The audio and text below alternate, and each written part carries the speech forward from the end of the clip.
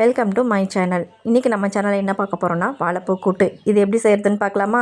அதுக்கு முன்னாடி ஒரு பேன் எடுத்துக்கிங்க. பேன் நல்லா ஹீட் ஆனதுக்கப்புறம் எண்ணெய், கடுகு, கருவேப்பிலை, 2 பச்சை மிளகா, பெரிய வெங்காயம் 1 இதெல்லாம் சேர்த்து நல்லா வதக்கிக்கிங்க. வெங்காயம் நல்லா வதங்கணும் அப்படிங்கிறக்காக கொஞ்சமாக சால்ட் ஆட் பண்ணிக்கிங்க. வாழைப்பூ இந்த மாதிரி கட் பண்ணி சேர்த்துக்கலாம். வாழைப்பூ நல்லா வதங்கணும் அப்படிங்கிறக்காக கொஞ்சமாக உப்பு, மஞ்சத்தூள் சேர்த்து நல்லா கிளறி விட்டுருங்க. இந்த மாதிரி ஒரு 5 நிமிஷம் அந்த எண்ணெயிலே வதங்கினதுக்கப்புறம் வாழைப்பூ வேகணும் அப்படிங்கிறக்காக 1 டம்ளர் தண்ணி சேர்த்திக்கிங்க. இந்த மாதிரி நல்லா பரட்டி விட்டு மூடி போட்டு மூடி வச்சுருங்க. ஒரு 10 நிமிட்ஸ்க்கு அப்புறம் ஓப்பன் பண்ணி பார்த்தீங்க அப்படின்னா இந்த மாதிரி நல்லா பாதி வெந்து நல்லா வாட்ரிஸாக இருக்கும். அப்போ பாசிப்பருப்பு நான் ஏற்கனவே வேக வச்சு எடுத்துருக்கேன்.